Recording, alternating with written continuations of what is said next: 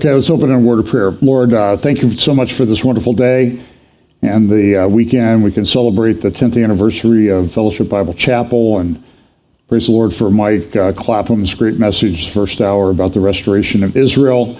Pray that you bless our time together today, the rest of the day. In Jesus' name, amen. Well, this could take a while. And I'm sort of joking about that because we have company again, and it's Pot Roast Sunday, so there are important things to do. So again, we talk each week about the convergence of events. Here's the grid that I have been using for a couple of years now. Acceleration, things are going to happen very quickly, more and more quickly. They're going to accelerate. There's going to be more velocity to them. There's going to be a convergence. There's going to be a lot of things happening at one time. Do you think there was a week that this was a lot of convergence about things that touch on Bible prophecy? Logistics, I'll touch a little bit on that today if I remember. And then understanding, as we get closer to the end, there's a lot of disagreement in the Bible prophecy community on things. Believe me, I read a lot of different blogs. I get sent people's ideas a lot, and I really appreciate there's a lot of faithful, good, careful people out there that are really trying to understand what's going on. But we're not quite at the point where there's complete agreement. And sometimes Bible prophecy is only apparent to us when we're looking backwards. I use the example of the verse in Matthew about the first coming of Messiah. Behold, a virgin will conceive and bring forth a son. And so my question has been, I don't know that there's any evidence that what in first century Judea were rabbis and others who knew the scriptures and the general prophecy about the timing that Daniel had given in Daniel chapter 9, that there would be a certain period of time up until when the Messiah was cut off, so that you could kind of get an idea, like, we really should be looking now. This is the time. Were there rabbis running around Judea checking people who were of the tribe and lineage of David to see if they were pregnant, virgins? And I don't know that there was any evidence that they did, but after it happened, people had the understanding, they could look back and say, oh, so that's what that meant, and it really happened. And Matthew wrote it as part of the New Testament. So that's a little bit how it works. I've often said that there's some ridiculous survey out there that says there's 40,000 Christian denominations. I think that number is way overstated. It might be 5,000, I don't know. But if you're doing that on the different, if each denomination is based on a particular view of eschatology, there's way over 80,000, because I could just tell you I have 5,000 in my email inbox of those. And listen, I'm not telling people don't send me things. You can send me things. I get pretty jammed up, though, and I was looking at one. In fact, I looked at one, and I was going to reference it at the Memorial Conference and forgot. So I'll try to do that today. So by the way, I spoke at the Memorial Conference in Gartmore House, north of Glasgow, about 30 miles in Scotland last weekend. I think the videos are being edited and will be put up. Did a little bit of a prophecy update, some stuff on artificial intelligence, and some stuff on, is this the season? I mean, is this the season when we should be looking? Because if Daniel gave time markers for the first coming of Messiah, are there any time markers for the second coming of Messiah? And I've sort of touched on this subject before. Mike talked a little bit about it. But what I said at the conference last weekend, great people, had a great time. Yes, I did play some golf when I was in Scotland. And I will say, for the first time, I have artificial knees and hips and have had trouble with, knees. And so I've not walked 18 holes on a golf course for 25 years, I would guess. And I decided to get the full Scottish experience. That's beyond baked beans and bangers and haggis at breakfast. I'm not sure. I saw the guys at the hotel in Carnoustie. They're getting ready to go out and golf, and they're like, you can just forget the haggis on my breakfast plate, okay? And she asked me if I wanted, and I said, well, I've heard really mixed reviews on this stuff, so I don't think I want to start at breakfast deciding whether I like it or not. So I did walk. I walked 5 rounds. Those rounds would probably be between 5 miles and 7 miles, dragging or pushing a golf cart. And believe me, the first round, I played up at Dornoch, up in the north. The hardest thing to get used to in Scotland was you wake up at 3:45 a.m. in the morning, particularly when I was staying up there near Dornoch for the one evening. And you wake up at 3:45 and it's light in the morning. You could go out and play golf at 3:45 a.m. And one course, I didn't get a chance to go up and play at Wick, which is the second farthest north. There's only one course further north than it on the island of Great Britain, whatever they call that island. And they start their tee times at 4:15 a.m. in the morning, and they go till 8:50 at night this time of year. So I was there on the longest day of the year. And so you wake up and 7 a.m., it's like noon around here. I mean, it is really bright because they're pretty far north. They're as far north as Norway, parts of Norway up there. So great time, great people. But in addition to walking, driving on what I can only call the wrong side of the road, and all the cars you either get an electric car or a stick shift, a manual shift. And so not having done a manual shift or that side of the road for close to 40 years, it was a bit of a challenge. So I baptized myself with fire. I landed at the Edinburgh airport, and I immediately drove into Edinburgh because I knew that Edinburgh was, congested, narrow, and the speed limit was like 20 or 30 miles an hour. And how much damage can you do at that speed anyway? When I came back to the airport on Friday morning to come home, what they didn't tell me was that at the airport, you have the access road here, you have the airport rental car return places, and then the field in between the fields was like the size of 2 Ohio State fairs, the Royal Highland Show. So the road I needed was blocked off, so I had to go up and do a roundabout. And by the way, I could talk for an hour about Scottish roundabouts and the way they pronounce their names of their towns did not match up with what she was saying on the GPS to me. And then they would give you this thing like, exit the roundabout at the 5th exit. What is the first one? And then 2 and 3 were right next to each other, so I'd lose count. First night I was there, I had 4.2 miles to get to the restaurant. I decided to go eat. It's called Beefeater. That sounded like a pretty safe choice. It's a chain, good food, nice people, but it was 4.2 miles from my hotel, and I ended up driving 37 miles. It took me an hour. Because I was just like one off, either one too early or one too late on those roundabouts. And some of the roundabouts, it's interesting, I'm off track. They're like a 1/4 mile wide. You know how the earth is round, but it looks flat? The roundabout was so wide that it didn't look like it was a curved roundabout. Like, what roundabout are you talking about? And then you get in that thing, and then there's the roundabout with the traffic light before you get into it. And they go the opposite direction. They go clockwise. So I'm looking to the left, and until I kind of figured it out. And they help you with the horn and that type of thing. And they're like here too.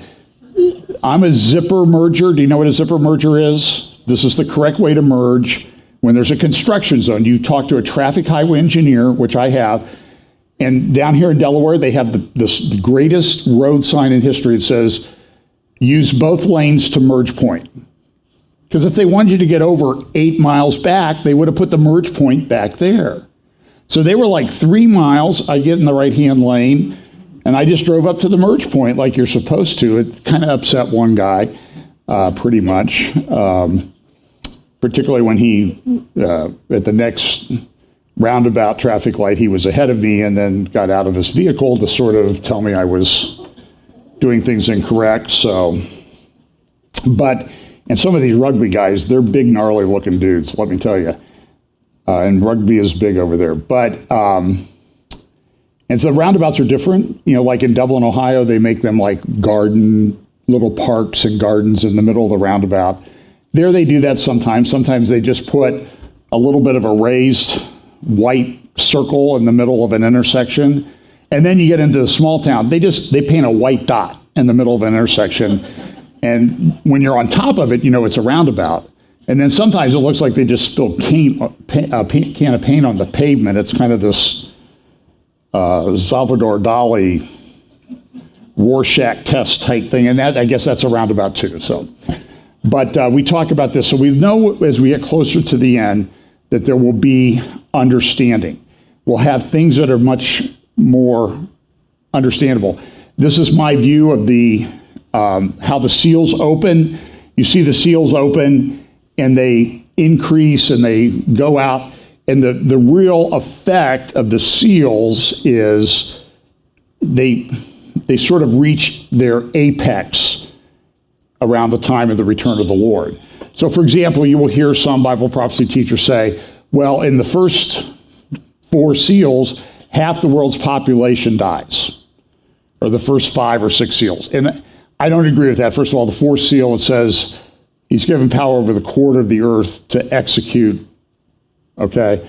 Doesn't say he does execute them. I think that's a misinterpretation. I disagree very strongly with those who say a quarter do. And then they say in the first half of this last week, half the world's population will die. And I just don't think that's what happens. There are a lot of people that die during this last period of history, but you can't have half the people die in the first half, and then Jesus comes along and says, after the abomination of desolation, there will be a time unlike any other time in human history.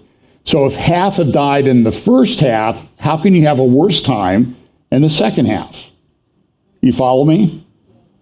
And then people say, well, they die a worse death.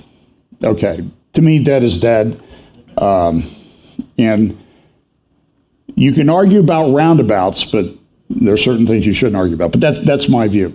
So, by the way, I'll be doing Stand Up for the Truth with David Fiorazzo and Mary Danielson, Q90fm.com on Tuesday at 10 a.m. Eastern. I think I'm also recording an interview. I'm not sure when it'll play with Tom Hughes this week. And then I'll be doing a conference July 21st and 22nd in San Marcos, California, near San Diego, with Tom Hughes and Brandon Holthouse, Scott Townsend. I'm going to forget some other people, but we'll be doing that. And I'll also be doing one in Roundwall, Texas at the end of August. So pray for safe travels. Did pretty good. I left my bag of my shaving kit at, I don't know where it was, either at Edinburgh Security or JFK Security. And I needed a new one anyway. So it was very chaotic there. So a lot of things happened this week. So what I'm going to try to do is I'm going to try to cover the Russia thing, because I think that's very important. And that plays into Bible prophecy. We know that there is a belief, and I kind of tend to believe this too, that Russia is part of this Ezekiel 38, 39 thing. The question is, when does it happen? Is it, early on? Is it in the middle? Is it near the end? I tend to think it's near the end of this last period of human history that I think is improperly called the tribulation period. There is a period of great tribulation, and I think that's fine. You can call it that. But I think we need to be very careful on our terms. But I think in this, so Ezekiel 38, 39, and there's controversy about Russia, I think. Some people think it is Gog Magog. You can make the case, you can look at a thing like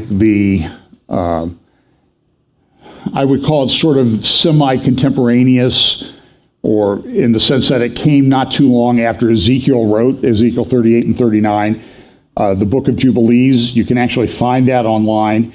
And I think it's chapter 10, 11, 12, talks about some of the areas of Ukraine and identifies Magog.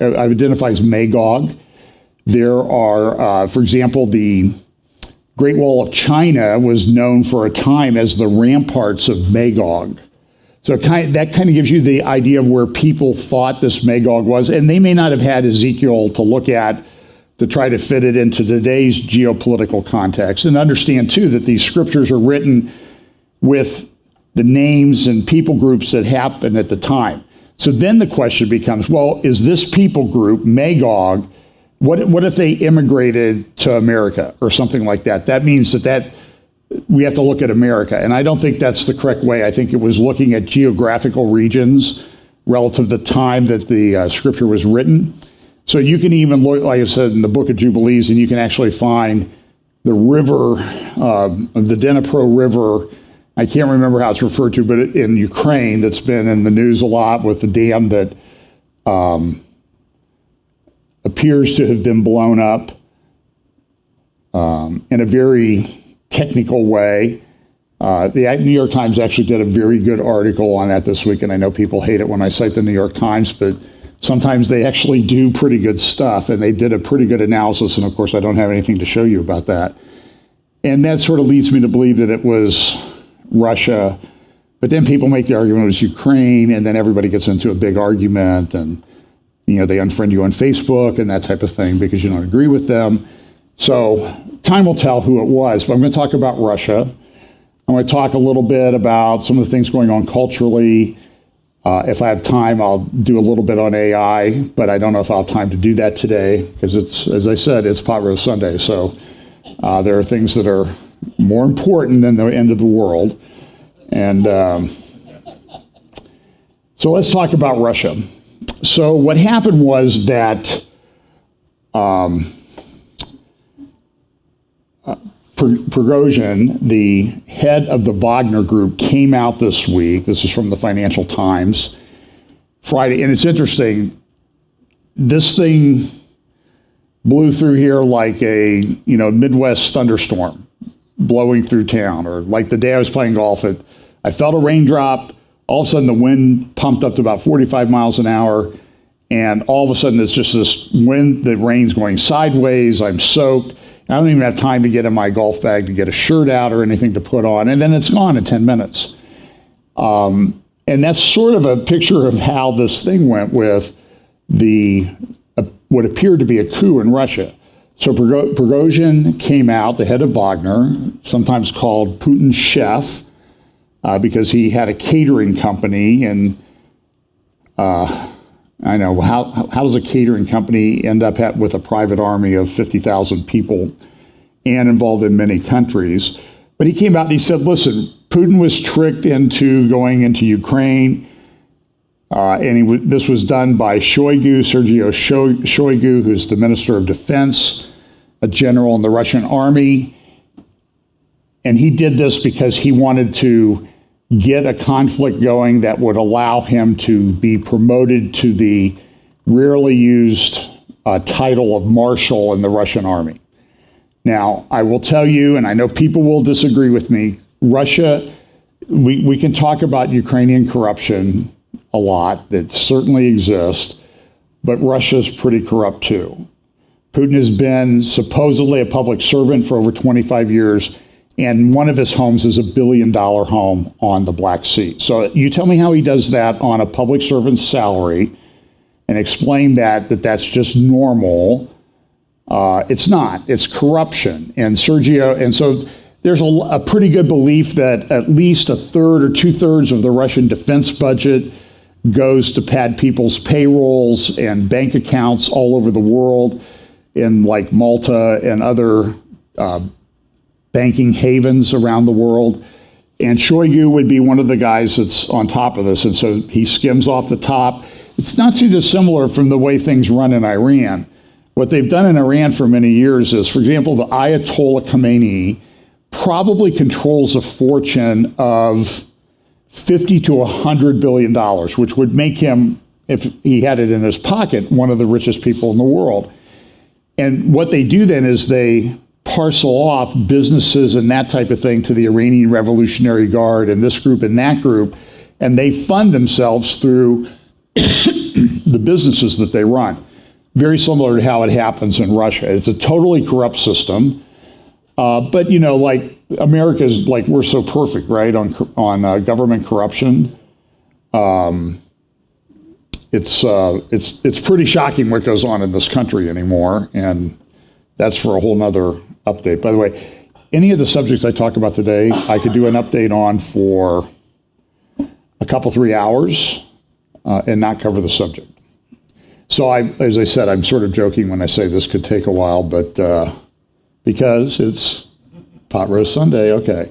So you're going to get a lot of different views as to what happened. So here's a picture of this Sergei Shoigu, who is the head of the Ministry of Defense in Russia.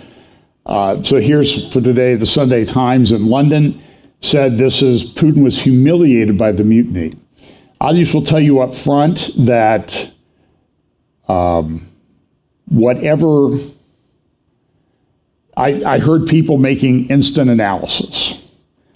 I don't think a lot of them got it right. Some of them, I was very skeptical because I know how these things go, and it could be a psyop. I'm not sure it was a psyop. I think Prigozhin was very upset about what's going on. We'll talk about that in just a moment. But I don't think Putin was humiliated. In short, I think that Putin has emerged from this stronger. There's been a lot of stuff said about Putin over the last many months, and I'll show you a video in just a moment, that I think kind of puts to the lie the fact that he's been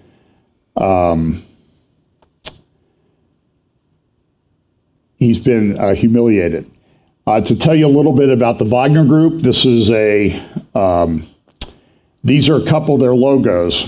I think it's important that you look at this because, there's this, I think it's largely propaganda, somewhat true, but largely propaganda, that everybody in Ukraine is a Nazi.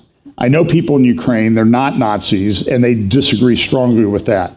There is a group that has come out of sort of the groups. They use logos that were used back in World War II that indicate that they were Nazis. One of them is a skull, also some letters and so people say, well, they're using that, so they must be exactly like the people back in World War II. That may be true in some respects. The best research that I've been able to do, and by the way, it's hard to get a lot of information. My personal conclusion is that the neo-Nazis or whatever that are in Ukraine probably number under 1,000. There are people who are influenced with it who might use their logos and stuff, but aren't necessarily of the neo-Nazi stripe. We see this thing in America. There is this myth, I think, that everybody who disagrees with the government is a right-wing extremist, what's the term, Christian nationalist, white supremacist, that type of thing. I don't know any of those people. I mean, I know people who want America to be a great country, but it's the people on the left that always lie about things and make up propaganda. So this, for example, these are logos that are worn on the uniforms of the Wagner Group that's run by this guy named Prigozhin, also known as Putin's chef. So there's a very good article. This is from the Wall Street Journal yesterday, talking about Ukraine war backfires on Putin, leading to Wagner uprising. Of course, this was published yesterday, and by the end of the day, it appeared to be over. Now, I don't think it's over, but I think Putin has succeeded in overcoming whatever was happening. And there's a lot of, like Putin fled, he got on a plane, he went to a bunker, he left Moscow in humiliation. I just don't see him in humiliation. So here's a little bit from the Wall Street Journal. This is like a 3-minute summary of what happened over the past couple of days. For less than 24 hours, there was a challenge to Russia's leadership by a private army who has played a key role in Russia's invasion of Ukraine. Here's how it unfolded. Late Friday in Russia, the leader of the Wagner Group, Yevgeny Prigozhin, claimed that the Russian military killed an enormous amount of his troops. Is that a little distorted? Okay, I'm going to try to, I think I have my computer volume turned up too loud. I'm going to kick it back just a little bit and see what happens. So let's try this again. Leadership by a private army who has played a key role in Russia's invasion of Ukraine. Here's how it unfolded. Late Friday in Russia, the leader of the Wagner Group, Yevgeny Prigozhin, claimed that the Russian military killed an enormous amount of his troops in an artillery strike, and that his forces were going to cross into Russia, calling it the March of Justice. Russia responded by issuing an arrest warrant for Prigozhin for mutiny, denying his claims, and a heavy military presence appeared in Moscow. By early Saturday morning, Wagner forces were seen in Rostov, 600 miles south. It's the main logistical hub for Russian forces operating in Ukraine. Prigozhin said that his forces had taken the city. 7 часов 30 минут утра под контролем военные объекты Ростова, в том числе аэродром. In a televised address, Russian President Vladimir Putin responded and called for his military to stop the revolt. Защитим и наш народ, и нашу государственность от любых угроз, в том числе от внутреннего предательства. Residents of Rostov stocked up on gas and cleared grocery store shelves.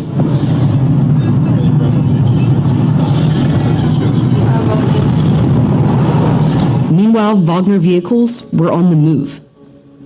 They went along the M4 highway, which goes northward straight to Moscow, where roadblocks began going up. About halfway, 300 miles from Moscow, in Voronezh, Russian military helicopters opened fire on them. A warehouse and fuel tanks were destroyed, and Wagner forces reportedly shot down 6 Russian helicopters and a plane.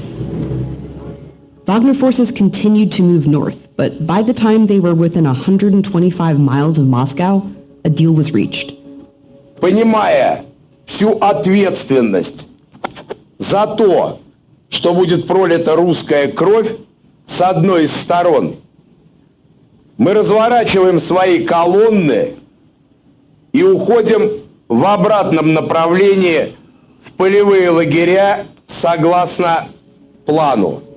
The advance was over, brokered by the president of Belarus. According to a Putin spokesman, the charges against Prigozhin will be dropped and he will move to the neighboring country, ending an armed confrontation that lasted less than 24 hours. So that's an interesting report. So one of the things Prigozhin was saying that the Russia had attacked his troops. This is not an uncommon tactic in Russian military operations. They take conscripts, they throw them to the front line with sometimes not a lot of training, and it's brutal. Ukraine has been a meat grinder. There's some estimates that show that Prigozhin's Wagner group has lost tens of thousands of soldiers themselves. They've taken them, well, I'll show you a little bit about how Prigozhin has operated. But some of the things they do to keep the troops from fleeing, defecting, they say, if you leave, we will shoot and kill you. And it's pretty brutal. And it's true. I'm going to show you a video here now. So this Atlantic Council has a thing that, they came out, they're sort of a pro-West, center-left organization. They wrote a great article last year, though, that I think sort of shows some of the trouble we're in the world, that Ukraine might have enough rich, fertile soil that if properly managed, it says Ukraine could feed the world. And I think that might actually be fairly accurate. But Ukraine's not going to be producing anything this year. And even though it's very important to world agricultural markets, and you need to prepare for this, there's lack of moisture here in the Midwest, corn growing regions. Kansas is having problems with wheat. Ukraine, there's an agreement that they can get their grain out of Ukraine. But Russia's upset with the way that that's going, so they're not going to renew the agreement when it expires in a few weeks, which will take Ukrainian grain off of the market. Russia's upset. It wants it to go. Ukraine's sending it to where people will pay more money for it and get Ukraine more money. It's understandable. But Russia, to build up its political capital, and they wanted to go to poor countries in Africa. Why? Because in Africa, there's a lot of mining of diamonds and rare earth minerals that Russia wants to get their hands on because that's the way they can make money. And Russia is a country that really is resource rich. The statement is that Russia is a gas station with a country attached to it. There's a lot of actors. They have the largest natural gas reserves in the world, way beyond even like Saudi Arabia. But so Atlantic Council's like, oh, this is great. So here, this is part of a documentary on the Wagner Group. The first clip I'm going to play is about 6 minutes long, because I think it's important that you see and listen to this. You'll see the translation on the screen of what Prigozhin is saying about how they operate. This was produced by the Wall Street Journal. I don't know if it's. I have a subscription to that, so I don't know if it's behind a paywall or not. But here's this about 6 minutes on the formation of the Wagner Group.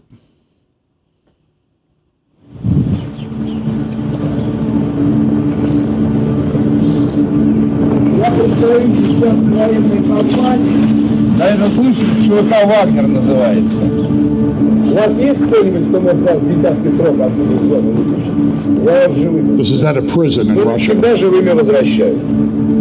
In September of 2022, a video began circulating online of a man named Yevgeny Prigozhin to prison in Russia, speaking to inmates and offering them the chance to fight in Ukraine. Что нам нужен? Нам нужны только штурмовики. Yevgeny Prigozhin was an acquaintance of Vladimir Putin's from St. Petersburg in the 1990s. He's close to Vladimir Putin. He actually got his start focusing more on catering businesses and restaurants, earning himself the nickname Putin's chef. In the beginning, he stayed in the shadows. He rarely appeared. He was named by some Western officials as being in charge of Wagner Group, but the Kremlin kept it very hush-hush. They didn't want it to be known that this group... Okay, I need to adjust. I don't know what's going on with the sound here today.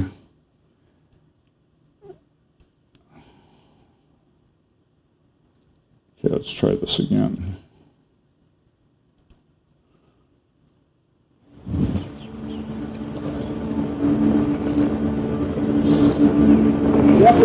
Being in charge of Wagner Group, but the Kremlin kept it very hush-hush. They didn't want it to be known that this group really existed. They denied knowing anything about it. Wagner is nothing like what Americans might understand as a private military company. Wagner are mercenaries for hire. They massacre and rape civilians, they exploit and loot natural resources, and they carry it off, much of this back to the Kremlin. The significance of this video is it immediately ties Prigozhin to the Wagner Group. He always denied any involvement. But here you have him on camera describing Wagner as his group and describing what they're doing. It was a way of planting the flag and saying, I'm in charge here, I've got permission to do whatever I'd like. Те, кто приезжает и в первый день говорит, куда-то я не туда попал, мы делаем отметку «дезертир», и после этого следует расстрел. So you leave, they kill The you. function of the coming out story to convince us that that is the only story that there is to know. This is a business story at the end of the day. This is a story about the exchange of billions and billions of dollars for large-scale weapon platforms, for train and equip missions, for oil and gas exploitation. What we're really seeing here is a very strange organization that doesn't look at all like your classic private military company. In fact, it's probably better to call it a state-backed paramilitary cartel.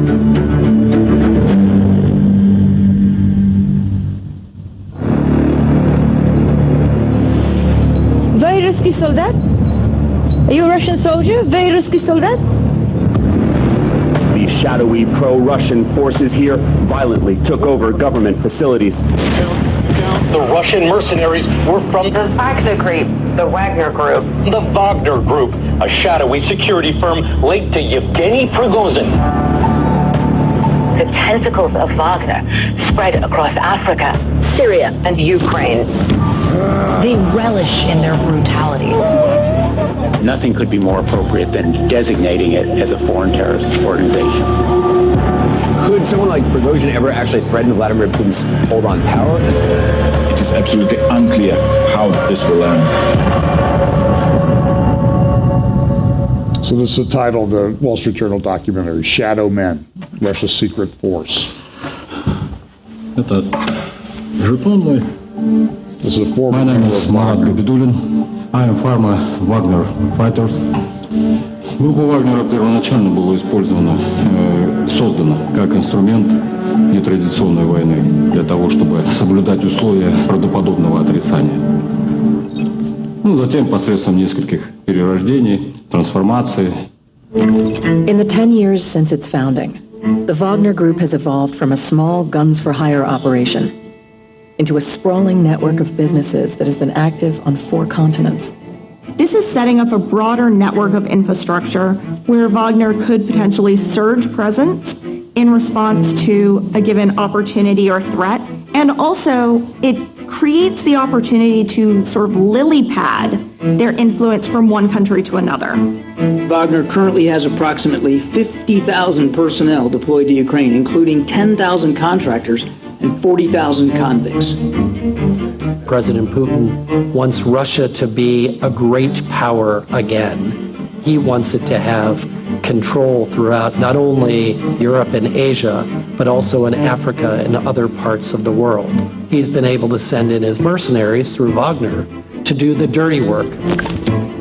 The Wall Street Journal examined shipping records, government databases, sanctions documents, and corporate records to identify 64 companies linked to Wagner's founder, Yevgeny Prigozhin. We found more than half of those are being used by Wagner as a complex network of front companies to hide the flow of money and materials that ultimately connect to the Kremlin. Neither the Kremlin nor Prigozhin responded to requests for comment about our findings. The monies would flow back through the corporate form, and they could be used to pay salaries. They could be used to pay weaponry. They could be used to pay for everything that a military needs, but not coming through the Russian state. It's always going to be a game of whack-a-mole for the US and other governments, because the more companies that are sanctioned, the more companies will be created to evade sanctions. Всегда вот момента создания некоторого прообраза этого человека. Дальше по ходу развития только лишь бюджетные деньги. Every part of what the Wagner Group does is directed by the state, for the state, to the profit of the state. But from the beginning, the Wagner Group was carefully engineered to hide its connection to the Kremlin. Ukrainian and Western officials say that the way it was done was Yevgeny Prigozhin, through his catering company, Concord, was making money from defense industry contracts. So he was getting contracts to provide food and other services for the Russian army, which he was then able to reinvest into the Wagner Group. It is a classic money laundering technique. Concord Catering was what it sounds like. It was set up as a catering company that had sweetheart deals with the Kremlin. So the Kremlin would pay it, and it was the catering company. And then as part of that, there are ways to skim that money off the top and ensure that the money goes to the appropriate folks that Prigozhin wants to pay. It was through parts of that money flow that it's expected that Wagner got its start. The origin story of the Wagner Group is basically a battlefield rumor. At the beginning of the war in Donbass and the annexation of Crimea in 2014, we saw a lot of guys without insignia, the little green men running around. And they were often talked about as not being there. The Kremlin has always believed that Ukraine should be part of Russia and that naturally the Ukrainians should support Russia. So it tried to foment a revolution, some kind of uprising in eastern Ukraine. Russia used small mercenary groups to support pro-Russian separatists in their fight against Ukrainian forces. Now, one of these groups was Wagner, because they offered plausible deniability for the Russians. They could say that these were locals that had simply decided to rise up against the rulers in Kiev. There are no Russian units in the east of Ukraine, no special services, no instructors. Those are all local residents. I just graduated university. I visited this territory at the middle of summer 2014. I participated as activism to provide humanitarian aid to this region. I witnessed a lot of evidence when people could not explain some kind of military crimes and attacks against the local population. They had a lot of misunderstanding who was responsible for these attacks. As the war in Donbass developed, a former Russian Special Forces officer began to make a name for himself. Dmitry Utkin was one of the original commanders in Wagner. And in fact, his call sign was Wagner, and that's what gave the unit its name. Now, he was known as Wagner because of his neo-Nazi sympathies. Russia's attempt to foment an uprising in Donbass ultimately faced stiff resistance from the Ukrainian army. And according to the Ukrainian intelligence service, the Kremlin used Utkin and his Wagner unit to target pro-Russian separatists who opposed negotiating a ceasefire with Ukraine. There were a lot of local activists who became leader of local militia at these days. So that was back in 2014. Now, fast forward to the Ukraine war, and in May, about 6 weeks ago, Prigozhin kind of came out. This is an NBC News report that he's upset. They're in Bakhmut. He was claiming, I'm not getting the ammunition that I need. He was very upset, but he's really got a beef with this Sergei Shoigu guy. And this is sort of a clip from the documentary about what he said at that time. Бесполезные, неоправданные. By May of 2023, the man who started out 10 years ago as Putin's chef was openly attacking Russia's Ministry of Defense and its top commander in Ukraine. Acts that would send most to prison. У нас нехватка боеприпасов 70%! Шойгу! Герасимов! Где боеприпасы? Посмотрите на них! Если он не предпринят каких-то решительных мер для того, чтобы обзавестись таким прочным статусом, не стать такой заметной политической фигурой, какой-то альянс не создать для себя, опору, его просто сметут, растопчут. We should expect the Wagner Group to continually change according to Russia's fortunes when it comes to arms, guns, gas, oil, and gold. I think it's likely that in the future you won't have any. So Putin came out and he gave, as we noted earlier, he gave this speech when Prigozhin had come out and said he was coming to Moscow. And he came and said, listen, we're not going to allow this. This is mutiny. This is treason. We're going to push back. We're going to come after you guys. Now, understand, so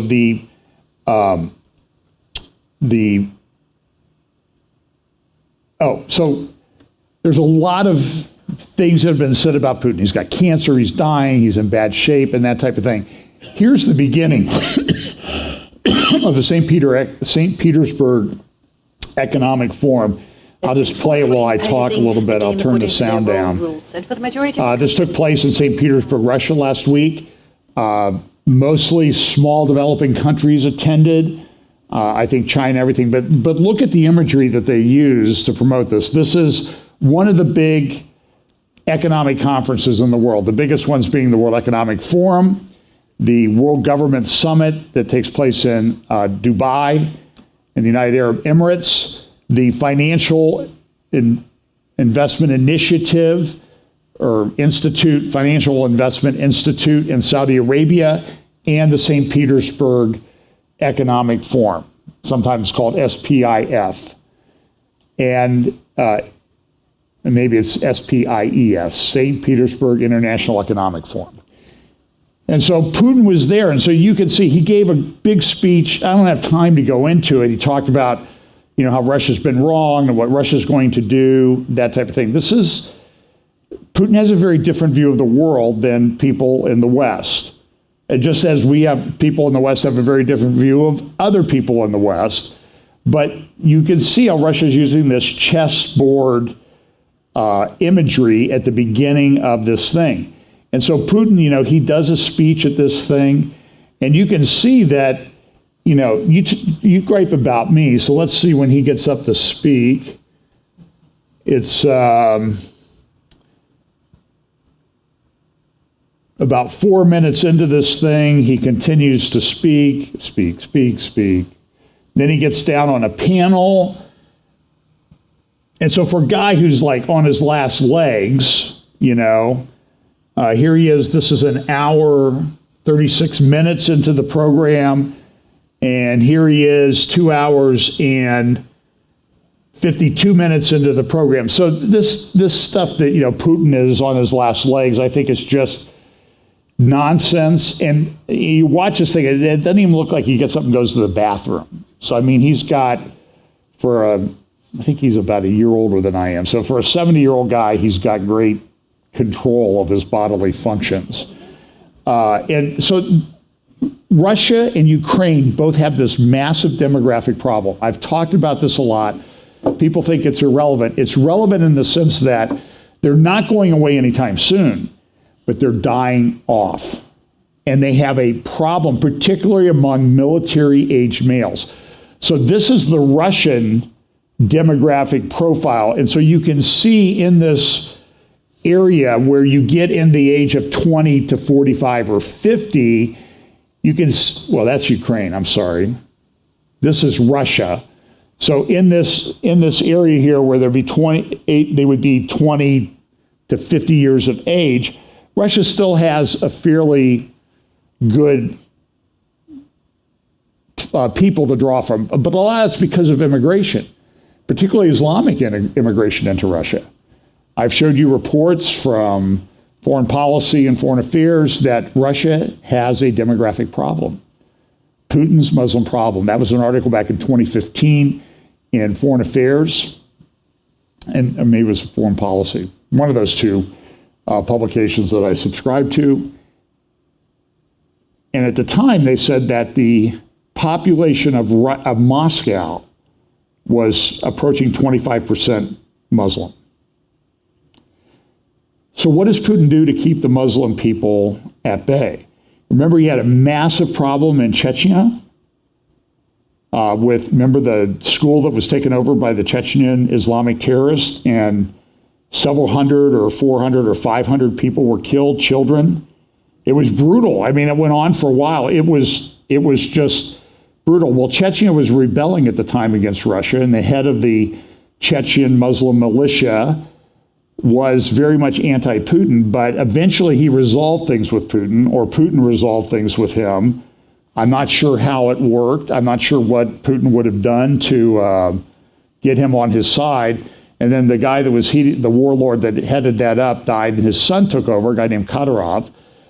And Kadyrov still controls that. He's been sending troops to Ukraine from the beginning. He's pro-Russian. Now, Ukraine has a problem, too. This is Ukraine in 2023. And you can see how the people aren't there between 20 and 40. That's because a lot of them have died. This is what it looked like before the war. It was a little bit better. That was in 2022. Oh, that's Russia again. It changed. So here's another graph. This is Ukraine in 2023. And on the right, it's kind of faint, but you see the graph there? It shows population from 1900 up to 2100. What happens to Ukrainian population? And we're see the big dip there on the downswing? That's now. They've lost a lot of people. But look at what's going to happen in Ukraine. Ukraine probably has the worst demographics in Europe. Ukraine is, I don't know how to say this in a nice way, Ukraine is probably over. But we keep pumping money and weapons and everything in there. There's like a whole nother agenda. And I've showed you the videos of Ukraine 2030 and that type of thing. This is Ukraine in 2022. And you can see that from 2022 to 2023, in that one category down here, in military age male, they have had a huge drop off in just 1 year. And so they're in a war of attrition. Russia's losing population, but they're not losing as much as Ukraine. That means that I don't see any way that Ukraine wins this. But there are a lot of people in our government that want to continue to push war. Lindsey Graham, Richard Blumenthal. And this thing, I don't know, it could go nuclear. Now we have China setting up bases and listening posts like the Russians did back in the early 60s under the Cuban Missile Crisis when John Kennedy was president.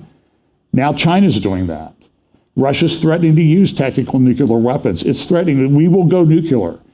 There's a very famous quote from Putin. I've played it here before at the Valdiv dialogues where he said, listen, if we feel we won't use nuclear weapons in the first instance, but if we feel that we have no choice, we will, and you will all die and go to hell, and we will die and go to paradise. That's how he views it, whether, you like it or not. So this is an editorial cartoon, Putin's lapdog, attack dog, that type of thing. So very interesting. So there's this article in the Wall Street Journal that, is this creating uncertainty in China? I don't know that it is. I mean, China views us as weak. There's a lot of talk that China wants to go after Taiwan by 2025, maybe sooner. This is what the article says. A short-lived mutiny in Russia is brought into relief. Now, this is the Wall Street Journal's opinion. Beijing's biggest fear surrounding the invasion of Ukraine, that it risks destabilizing its closest partner against the U.S.-led West. That fear remains. And look, who does Putin sidle up with? Chechen Islamic warlords, Iran, Syria. And then I see people, I saw these videos, oh, Putin's a great Christian guy and all this other. You're falling for it, okay? I'm not saying we're perfect. That's not what I'm saying. You can hate both sides in this or dislike both sides. But let's have some balance in here. And I see guys get on there and it's just like, this is the greatest thing ever. But listen, the counteroffensive that Ukraine has supposedly launched is not going well by most estimates, credible estimates.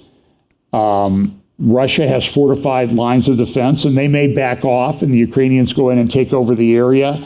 And then the Russians, they have the coordinates, and they just pound it with artillery. That is Russian war doctrine. And it's a meat grinder. And how long Ukraine can sustain this is anybody's guess. And I think even somebody else came out and said this week that giving F-16s to Ukraine, old F-16s to Ukraine, they're not going to be operational till the fall anyway, and they're not going to make any difference. So the question is, when do leaders of the world try to be rational and bring an end to this thing? And maybe they don't. The other thing, if you want to read in Daniel chapter 7 about the bear with 3 bones in its mouth, we use the imagery, have ever since I've been alive, of the Russian bear. Is this the bear part of Daniel chapter 7? It could be. And what are the 3 bones in its mouth? Well, let's just look at it in contemporary terms. Let's say it's Syria, which Russia already effectively controls through Iranian proxies. And, there's a big normalization of the Assad regime, but it's Russia sort of controlling things. And Russia wants a warm water port and bases in the Middle East so it can exercise influence. So is Syria one of the bones? Is Ukraine one of the bones? And then maybe Lebanon is one of the bones. Who don't know? So it was a very interesting, then there's all these theories. RT came out and said that this was an operation. Prigozhin was operated. He was under the influence of the Russian or the American and British secret forces and one other country in the Middle East, probably most likely Turkey or Israel. And you should know Prigozhin is Jewish. And Putin came out with some very anti-Jewish statements about Zelensky. And again, that's not a support statement of Zelensky, okay? It's just the fact of what Putin said. And many people in Israel viewed that as virulently anti-Semitic. And I tend to agree with that. I just don't trust Putin, I'm sorry. He's former KGB. He's big on propaganda. So the Mail, Daily Sunday Mail today, Mail on Sunday in England, said did Putin bribe coup leader to quit Russia? And so what happened was everything got resolved. Prigozhin, they dropped the charges against Prigozhin. They said they would drop the charges against the soldiers who went along with him. But Prigozhin was going to have to go into exile in Belarus. So everybody says the whole thing was a CIA psyop. And then the other side of the coin is, was it a Russian psyop? To make people think, in Ukraine think, hey, we got a chance here. We can go on our big counteroffensive, and Russia's not really having a problem. Or maybe it actually was Prigozhin was really upset and started to do this and changed his mind. So they got within about 120 miles of Moscow. They turned around and left. There were some attacks. And so there's this incredible corruption. This is an attack on an apartment building in Kiev, Ukraine, just yesterday. 3 people killed, 8 injured. So was this coup a cover to do things like that for Russia? I don't know. It's hard to get accurate information out of this, and I find a lot of propaganda flying around. Short-lived revolt, war comes to Putin's door. Everybody thought Putin was going to fall. By the way, this is an article in the Washington Post about fentanyl now having probably killed more people, former military people, than the Afghan war did. We have a major... It's hard to describe the depths to which we have sunk in this country and everything. We had this, I'll get to this in a little bit, but Georgia's not going to really produce peaches this year because they had too much wet weather, or it was too warm in the winter. And you're thinking like, I thought peaches grew in warmth, but the budding process requires a cold period. And they didn't have that this year. You know, it's been warm most of the year here. The weather in Scotland was spectacular. I think one day it was 85 and I heard some lady in the restaurant come on, I think this is the warmest day ever in the history of Scotland. It was sunny, warm, clear blue skies every day. I'm taking credit for it because I just got a text from a friend near Glasgow, and he said, it's back to normal now. And I'm like, it is, because I'm gone. You know, do the math. So Russia survived. These are articles from the New York Post. And it's one of the biggest propaganda things that ever doing. And so Russia got support from people. People were happy, people were upset. But you see the article here in the lower left, Moscow allies hold firm. And who were the particular guys who came out and supported Russia in this? Now, think about the Ezekiel 38-39 alliance, and you have Erdogan, who just won re-election in Turkey. You have Iran, which came out full support of Russia. And then you have this guy Kadyrov, who's the Chechen warlord, Islamic Chechen warlord. And so these are the red countries here. These are where the Wagner group is active. And so when you see that and you look at the Ezekiel 38-39 thing and you think, well, you have Iran, you have Libya, Sudan, and these are where the Wagner group is important. And the question becomes so what's going to happen when the Wagner group isn't around anymore? Russia intervened in the Syrian civil war. And so they're in Syria. If you could turn that up just a little bit. It was the beginning of a new business model for the group. And in return, they get a share of the natural resources, the looting of the country. It was a pivotal role in a conflict that put one of Russia's most important allies at risk. Первая задача Сирии была это спасти вообще режим Башара Асада. So this is Russia going into Syria in 2015. В этих войне против сил, которые грозили этому режиму коллапсом. That meant Wagner and the Russian military fought against any combination of US-backed rebels, Kurdish forces, and ISIS. Wagner employed its fighters in Syria through a company called Evropolis. Evropolis was also the company the Syrian government hired to protect its oil fields. Мы подписывали контракт с ООО «Европолис». На тот момент действовала такая тарификация. За месяц пребывания в учебном центре. So essentially what the Wagner Group did was they came into Syria, they took over a bunch of oil fields, and then there was an area where America forces and American-backed forces control the oil fields in the northeast part of the country. And we still have several thousand troops there, I believe. I think President Trump was going to bring them home, but they're still there. And they get attacked occasionally. But there was a dust-up between Wagner and the U.S. I think she talks about it here. Make sure that there are no prying eyes in the deals. Oil was particularly lucrative for Wagner in Syria. Evropolis' contract with the Syrian government shows that for every oil field it captured, it got 25% of production. 25% of the natural resources, the energy resources that were able to be exploited. An incredible amount for a company far afield in Russia. By 2017, Wagner captured at least 4 of the country's largest oil and gas fields, which earned the group tens of millions of dollars per year from each field.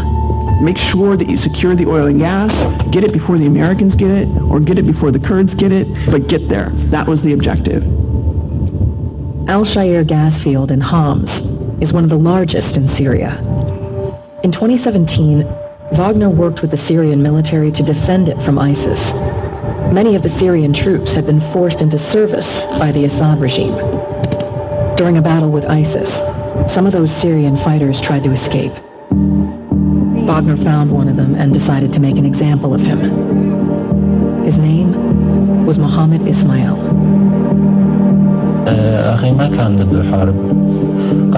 Well, it goes on. So now we have this Ezekiel 38-39 alliance. I've kind of put this together with the Central Asian Islamic republics. This is Turkey's map of the same thing that they used after Trump announced moving the thing to war. And so we have this logistics aspect of how do they get down there? How does Russia get from Ukraine? Which, listen, I heard at the beginning it was going to be 2 weeks. It's been a year and a half almost. So I don't think Russia has done as well there as they think. I disagree with people say, oh, this is the greatest military strategy in history. I think they're eventually going to win, but they've been bogged down. And so here's the map of the Wagner group. Kyiv was, this is where they're active. And you can see that a lot of this, and so the question is, what happens now? Because Wagner is really the most influential Russian asset in these particular areas, Sudan, Libya. And so what do they do? What's Russia going to do? How's Russia going to continue its influence? And so that brings up this logistics aspect of Ezekiel 38 and 39. Let me just cover a couple things real quickly. We're in the midst of this thing with the Sustainable Development Goals. I'll probably do a midweek this week once I figure out my schedule. Again, I'll be on Stand for the Truth. I'm sure we'll talk about this.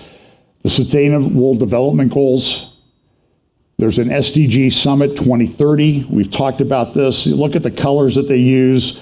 I've talked about Prince Charles and his Terra Carta, playing off the Magna Carta, about how they're going to control the environment and everything.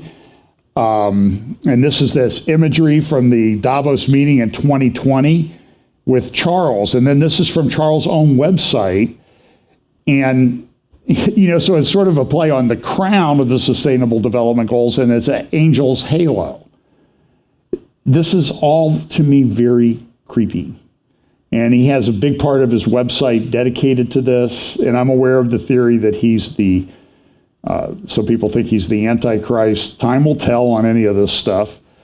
And look, this is from World Economic Forum, the Sustainable Development Goals. They're going to have these meetings, World Economic Forum in January at Davos, Cannes here this month, the UN General Assembly in September, and then COP28 in Dubai in November. And this is being pushed.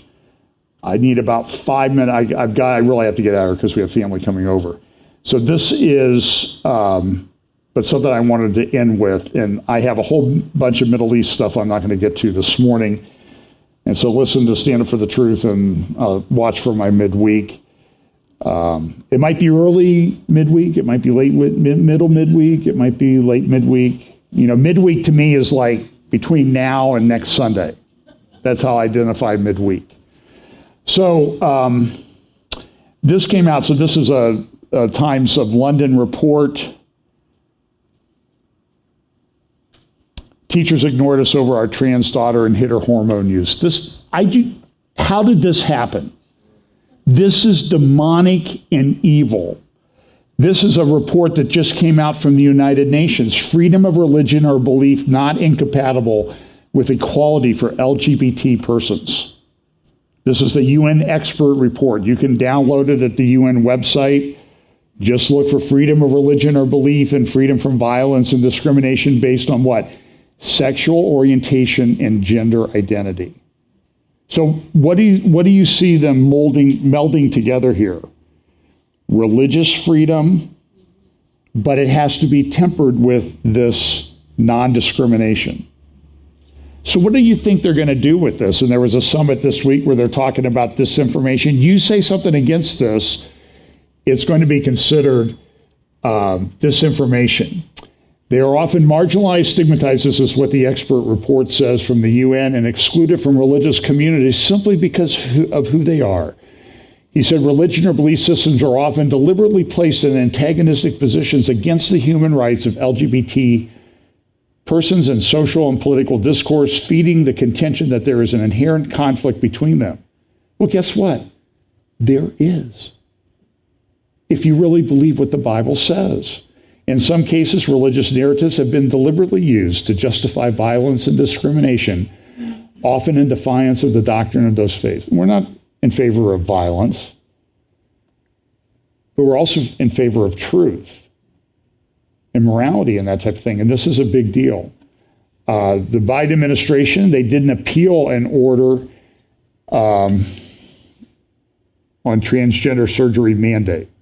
It's kind of unusual. Now, this is a clip that I downloaded on Twitter from the New York City Pride Parade. I'm going to close with this.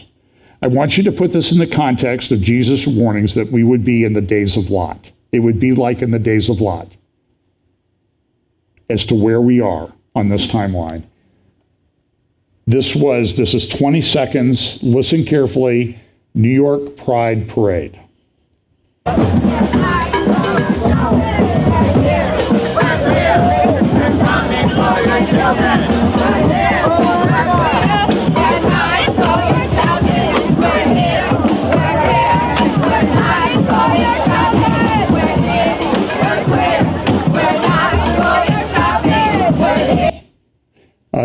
There's a video.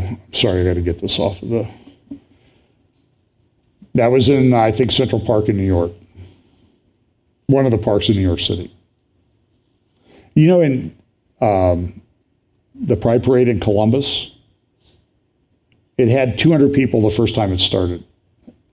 And I remember a few years ago, they were counting themselves as the largest or second largest one in the country at 500,000 people in our city. This year, 700,000.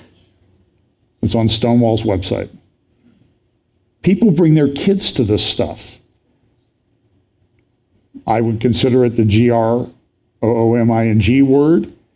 I don't think there's any question about it. Listen, we live in a very difficult time. It is the days of Lot. God will protect us. What do we say? Stand firm in the faith and act like men. I think we need to resist this stuff in a good Christian, godly way, and I think that's possible.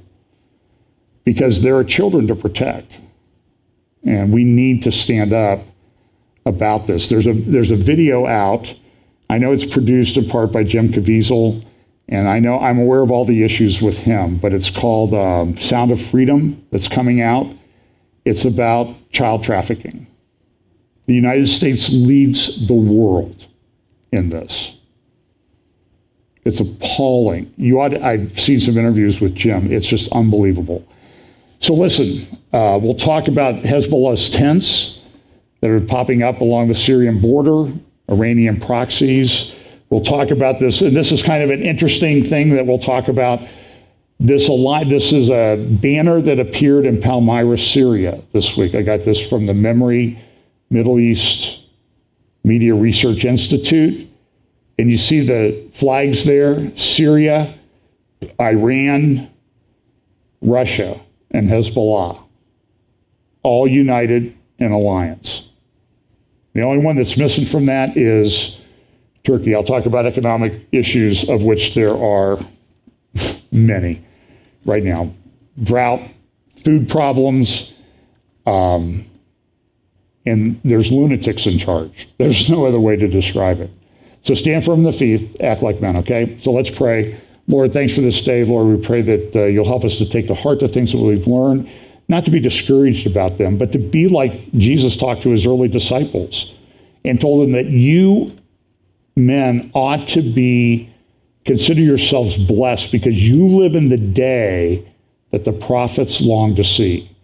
And so we live in the day, I believe.